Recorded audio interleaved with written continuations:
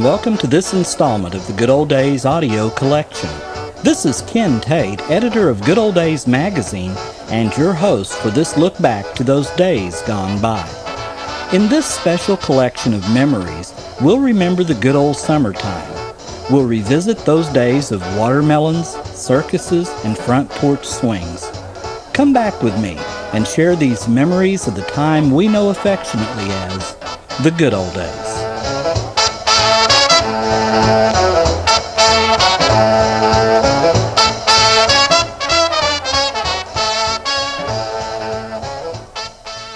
All of us kids back in the good old days crave for the end of school and the beginning of summer vacation. But we always knew what the official marker for the beginning of summer was. Back then it was called Decoration Day, but it later came to be known as Memorial Day. This story by Dolores Finnigan remembers the days when that holiday at the end of May was the one that told you that it was officially summer. Decoration Day, always celebrated on May 30th, and not a movable holiday like our modern Memorial Day, was always the official opening of summer. Although originally designated to honor those fallen in the service of our country, Decoration Day seemed to be adopted by everyone as an excuse to go to the cemetery. After the long, harsh winter, even an hour or two in a cemetery in the afternoon was a welcome opportunity to enjoy a bit of nature. Decoration Day gave city dwellers an excuse to go into the countryside where the cemeteries often sprawled and spruce up the plots of deceased family members. Depending on the size of the family, it was not uncommon to visit 3 or 4 cemeteries. After much scratching and digging, geraniums or other annuals were planted. In the case of a military relative, a flag or a bronze emblem also adorned the grave. My favorite part of the routine was fetching the water. At regular intervals along the paths that meandered through the cemetery were black iron water pumps. As the youngest in our group, I was entrusted with a funny cone-like container. Then I was sent off to find the closest pump and bring back water for the new plantings. City kid that I was, accustomed to the luxury of brass spigots, I thought these pumps were just the greatest. Local parades began in the morning and ended with the laying of wreaths or other memorials at appropriate locations. Capping off this sacred day was the family picnic. If there was no relative who lived out in the country, any grassy area between the cemetery and home would do. The props were a blanket, the picnic basket, and a thermos. No take-out party trays here. The females prepped for days, selecting hard-boiled eggs, making potato salad, shredding cabbage, baking hams, and frosting made-from-scratch chocolate cakes. Poverty was a great equalizer and simplifier. There was no hauling of ice chests, folding chairs, gallon containers, and on as we do now. Of all our Decoration Day rituals, perhaps the most important was the annual debut of the straw hat. With the devotion of religious zealots, men wore straw hats on Decoration Day. Emerging from storage, they were refreshed with a few quick swipes of a clean, soft cloth or careful, brisk strokes of a whisk broom. The more nattily inclined gentlemen looked ahead and took their headwear to the local shoemaker or bootblack parlor, where felt fedoras, the winter headwear, were blocked and cleaned. Here the 2-inch striped ribbon surrounding the straw hat's crown was replaced. Against the creamy yellow of the straw, these ribbons made colorful fashion statements. No peacock was ever more resplendent than my father, grandfather, and uncles. I can't explain the excitement as the family exited our house, led by my father, who was rattling the car keys and wearing his straw hat for the first time that year.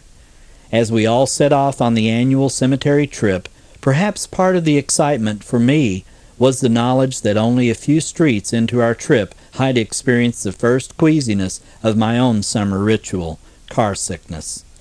My mother comforted me by having me rest my head on her lap as I dozed, and as I did, the tires seemed to hum. Summer is here. After the passing of Decoration Day, We all doffed shoes and the other accoutrements of school days, and moved into the long months of summer free from the rigors of the 3 R's. Sharon Sampson remembers when the beginning of the good old summertime always meant a visit to Grandma and Grandpa's in her story, Summer Vacation. When we left the blacktop and headed down the gravel road to my grandparents' farm, I would get on my knees in the back seat and peer out the rear window. It was the billowy dust cloud following us that intrigued me. Huge trees lined the road. Their limbs fascinated me the way they reached from both sides to touch in the middle, forming a tree tunnel. An occasional driveway broke an opening into the edge of the acres of cornfields and soybeans. The clink-clink of the turn signal was a sure indicator that we had arrived. Grandpa was standing by the white rock driveway at the back of the old but neat farmhouse. His smile broadened as he lifted his arm and waved. I smiled back at him, my eyes catching sight of the rope swing hanging motionless from the tree. I thought I could reach the sky on that old swing if someone pushed me hard enough. Grandpa's attire was as usual, brown work boots, bib overalls, and a long-sleeved denim shirt. That's what he wore year-round. Mother told me the long-sleeved shirt protected his arms from the sun and soaked up sweat. It keeps him cool, she explained. I didn't understand, as he looked hot to me, especially since he was always dabbing his bald head with a blue handkerchief. "How was the trip, kids?" he asked. Running toward the house to find Grandma, I could hear my parents answering Grandpa's question, telling him about our drive from Delaware. I yanked the old wooden screen door open, and it slammed in back of me as I entered the kitchen.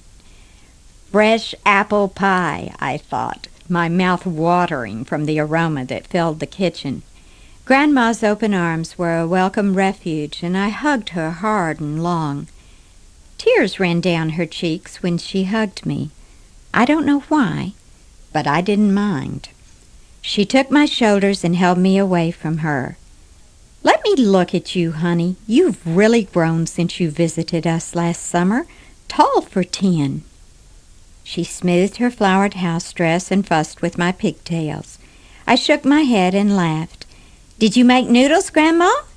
"Yep, just for you." She walked over to the icebox and got me a glass of her delicious tea. Nobody made iced tea like Grandma. A damp coldness clouded the outside of the red-flowered glass as the cold tea joined the ice cubes. "That glass had peanut butter in it last summer. Remember, honey?" Grandma asked. I sat at the table dangling my legs over the edge of the worn wooden chair as I sipped my tea. "Yep, I remember." She sat down across the table from me. "Is Grandpa going to get feed tomorrow?" I asked anxiously. Smiling gently, she reached over and patted my hand. "He's been waiting so you could go with him. Your cousins will be out tomorrow so Grandpa can take all of you." That evening after supper we sat on the front porch talking and swinging. A tiny jingle sang out as the extra links on the porch swing chain moved rhythmically. The aroma of honeysuckle filled the night with a luscious fragrance, and a soft breeze occasionally ruffled a leaf, disturbing the moist air of a hot Indiana July. Grandpa and Dad talked, and Grandma and Mother talked. I was silent. Staring at the stars, I dreamed of the next day's adventure. Morning finally arrived, and after breakfast, my cousins arrived too. We were ready. Grandpa scurried out to the barn and backed his Chevy out onto the rocks. Rusted and dented, the old car bore only traces of flaking green paint. It had no back seat, but he needed ample room to lay the bags of feed. This automobile was a strange creature. It had something wrong with it that caused it to shimmy if Grandpa drove over 35 miles an hour. Of course, Grandpa drove 37. We piled into the back of the car as he grabbed the dirt-smudged steering wheel with a death grip. "Hang on, kids," he bellowed as he headed for town.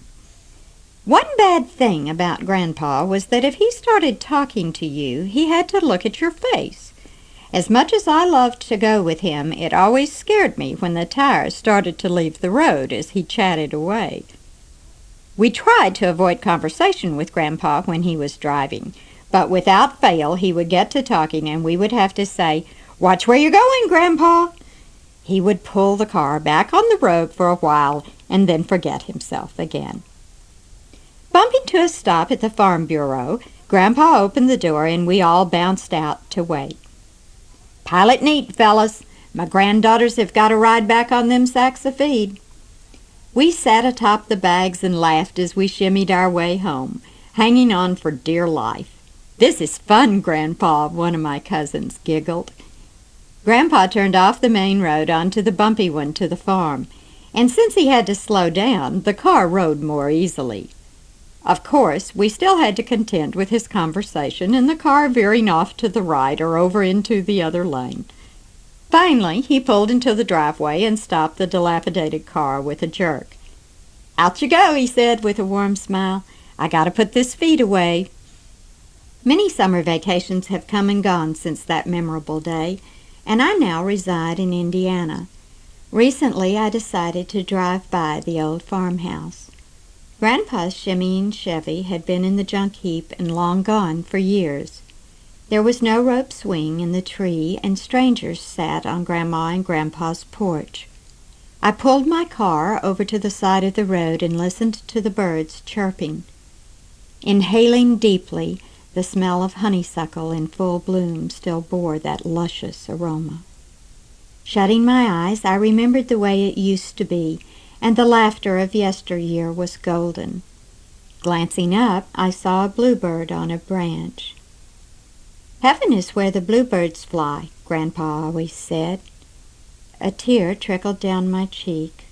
I watched the delicate bird wing its way into the distance until it was no longer visible. Then I drove away.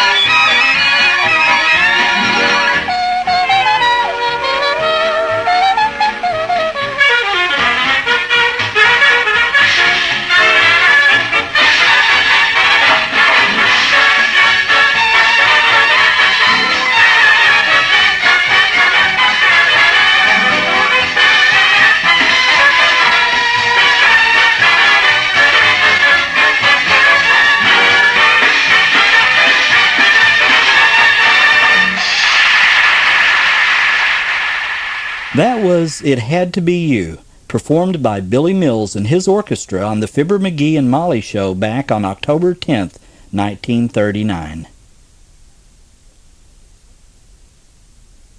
What summer would be complete without at least a few hours spent with the people we loved on the front porch? Is there a more peaceful place than in rocker or swing, with family and friends enjoying the end of a perfect day on your own front porch? Pat Christian laments the passing of a wonderful architectural tradition in Memories of a Front Porch. This country lost a great deal when they began building houses without a front porch. Some of my fondest memories are of that time I spent on our front porch back in a small town in Pennsylvania. 70 years ago, the front porch was a place where families entertained their friends on a summer night. Our parlor consisted of a couch and a few wooden chairs. Our front porch could accommodate many, on the steps, on the banister, some crates, and one rocker. Even when there weren't any guests, the entire family gathered on the front porch. Our front porch was something like a sanctuary. Here plans were formulated for the future. Here we laid bare all our aspirations and dreams. Here we revealed our inner secrets. Here we were encouraged to hope for better things. Here, even when all remained silent, we heard the voice of love. Here we were united. A porch can reveal many things. I heard more vivid word pictures in our front porch than you'll ever see on TV, and more beautiful, too. Family conversation is at a premium today, but on our front porch it was a spontaneous volume of joy. The front porch was a place to forget the problems of the day, a place to rest tired bodies, a place for relaxation conducive to a good night's sleep, a place to silently say good night to God. I vividly recall the sights and sounds of the night I observed while sitting on our front porch. The sound of singing insects, the glow of fireflies, the canopy of sparkling stars and the glow of the moon, the soft cool breeze caressing my face, the subdued voices of the family as the night grew older. The relatives and friends came to chat, never telling of their problems, always gay and talking about happy things. There was something about a front porch that made people forget all about their problems. Even the nights of early fall during sweater weather, we congregated on the front porch. Mother baked sweet potatoes on those nights, serving them while they were still hot. That was a memorable treat. I remember the rocker on the porch, one rocker for 7 children, my parents and grandmother. Grandmother usually occupied the rocker. Sometimes after the others had retired, I'd sneak downstairs and go out to the porch and sit on the rocker. I'd slowly rock and look at the sky and listen to the night and idly dream. Sometimes when the sky was dressed with clouds, I'd conjure many pictures in the sky. I'd get the same feeling I get in church. I imagined many things while I rocked alone on the porch, all pleasant things. I've never been able to recapture the joy I knew those summer nights on our front porch. It was on the front porch where we heard stories of our parents' and grandmothers' youth, tales of the old country, and the many friends they left behind. We heard their dreams, their hopes, their love. I sincerely believe the front porch was instrumental in making us a closely knitted family. I can't recall any of us ever arguing during those nights we spent on the porch. I don't remember any discussions bearing on the morbid, crime, horror, or violence. We were a poor people, materially, but we were spiritually and emotionally rich because we had a lot of love. Love for each other, for mankind, for God. On occasion when I go for a drive on a summer night, I pass many homes. I see well-lighted rooms and the flicker of TVs. No front porches. No sight of people. I feel a stifling silence of humanity. Where are all the happy sounds of the makings of pleasant memories? I can feel the melodious summer breeze being sucked into the air conditioners in the windows and spewed into the room as a senseless gush of coldness. The sound of crickets reverberates in the night, ignored by human ears. The rustle of leaves is drowned out by the drone of passing cars. A veil of smog obliterates the picture of stars. Is it the same smog that makes my eyes tear? Perhaps I'm crying for a rocker and a front porch, for the sound of voices of family and friends. But night must fall, and they are no longer here. I feel sorry for all the people without a front porch. Don't feel sorry for me. I still have all my beautiful memories, and a rocking chair awaits me on my front porch. Summertime meant watermelons to most of us. Thanks to men like Watermelon Miller, there was never a shortage of those refreshing, delicious melons either. George Thorne remembers the summer that one special melon created quite a stir in a small Oklahoma town. See who ended up with the country's best melon in Watermelon Miller. It was the summer of 1918. I remember that year very well because I was courting my wife, Minnie. World War I was going on, but it was far away, and we were so busy with everyday living and working, it didn't seem to have much to do with us. My brother and I were partners in the coal mining business. He handled the running of the mine, and I hauled the coal to the customers. That summer I was on the road to Vinita, Oklahoma every day except Sundays. I could handle all the hauling alone in the summer, but it sure kept me busy. I would start out early in the morning because it was 10 miles to town, and I didn't like to get home too late. I always hauled about 3 tons of coal on my wagon, and I was careful not to walk my 4 mules too fast with a load like that. Usually, I got to town in time to unload my coal before noon. While I ate lunch, I would give the mules some oats and let them rest a while before I started home. While they were resting, I would walk around town looking in the store windows and passing time with people I knew. 2 or 3 times a week, I made sure to go by the First National Bank to see if Watermelon Miller was there selling melons.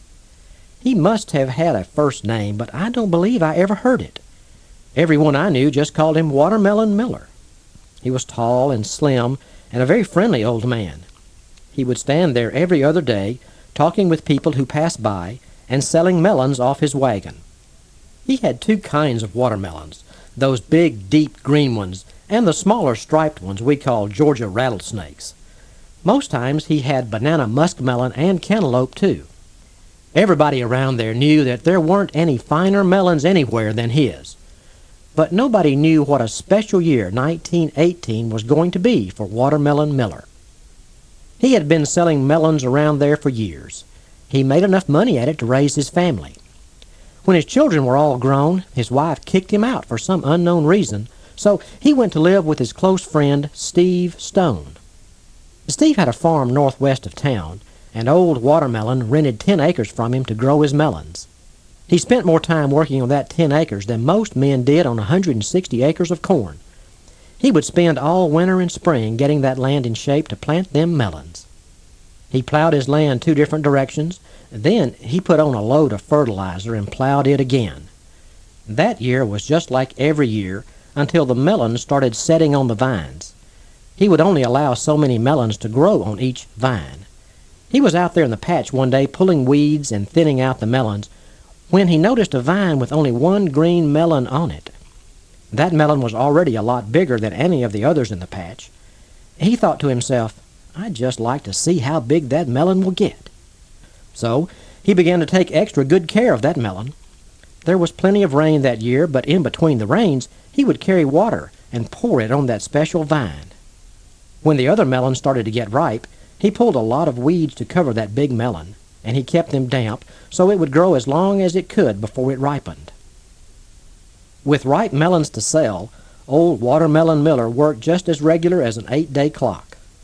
On Monday morning he'd get up early and go around the patch picking the melons that were just right. He'd pack them in hay in his old wagon so they wouldn't jostle around on the way to town, then cover the load with a double-over wagon sheet to keep them melons cool.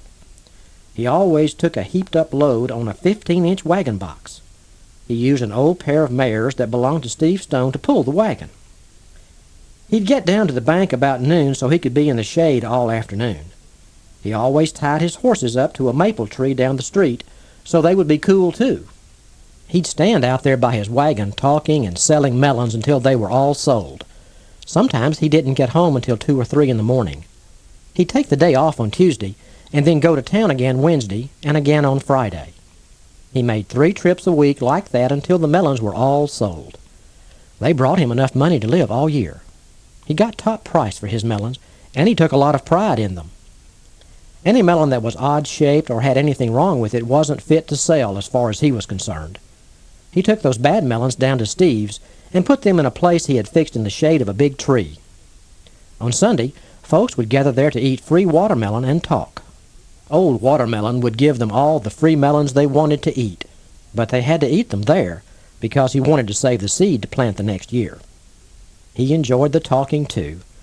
I guess that's how the word got out about that big special melon he was growing. Anyway, the word got out.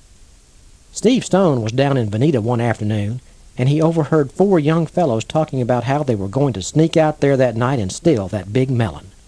Wouldn't old Watermelon be surprised to find it gone? Steve hurried home. About sundown, he took his old shotgun and hurried down to the creek bank by the watermelon patch. He waited on the north bank because the boys would have to park there and cross the creek to get to the patch. He stayed hidden until he could see that they were all out of the car. When they were out of the car, he jumped them. They all started begging and pleading, trying to talk their way out of it, but Steve was really mad. They started telling him how important their fathers were down in Veneta, and that really made him mad. By that time, Watermelon had heard the commotion and gone down there. He held the gun on them while Steve went and called the sheriff. It cost them each $25, but the big melon was saved. They all said afterward that paying the fine wasn't half as bad as taking the lecture that Watermelon gave them while they were waiting for the sheriff. After that, everybody in the county knew all about that melon, but nobody had seen it. We were all waiting for it to get ripe so he'd bring it to town. Just before the first frost, I was going down the street with a heavy load of coal. I was running late, so I was hurrying. As I came up to the First National Bank, I saw a big crowd gathered in front of Watermelon's wagon. I stopped across the street and pushed my way through the crowd. There in the middle of the wagon load of melons was the biggest, greenest watermelon I ever saw. It was over 3 feet long and so big around a man's arms could hardly reach around it. I wondered how he got it on the wagon. "What are you going to do with that big melon?" Old Watermelon looked around a little and said quietly, "If it was crated up, I'd send it to President Wilson." Everybody seemed to think that was a mighty fine idea. 2 Irish carpenters who were standing there said they'd build the crate. Henry Miller, who owned the lumber yard, said he'd furnish the lumber. 2 men rolled the melon on a tarp and started off to the lumber yard, just about staggering with it. Some of the rest of us chipped in to pay the freight.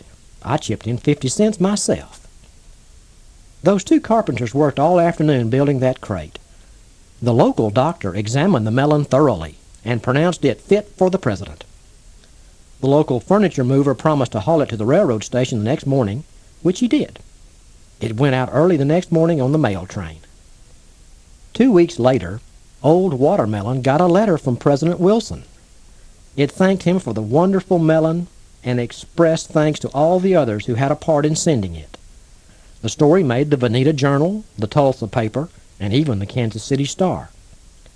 Old Watermelon carried that letter around with him until it was just about worn out. Whenever anyone would talk about that special melon or ask about it, he'd take that letter out and let them read it. I guess he cared more about that melon than most folks care about anything.